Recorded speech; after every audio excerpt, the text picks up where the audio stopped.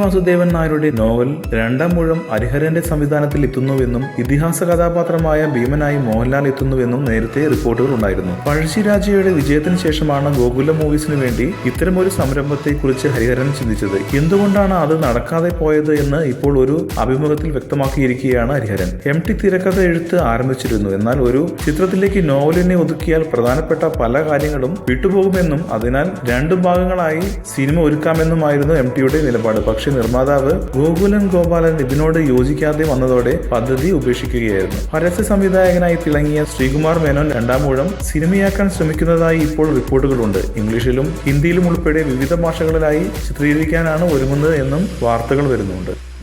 കൂടുതൽ സിനിമാ വാർത്തകൾക്കും വിശേഷങ്ങൾക്കും ഇപ്പോൾ തന്നെ സബ്സ്ക്രൈബ് ചെയ്യൂ മലയാളം ക്രിയേഷൻസ്.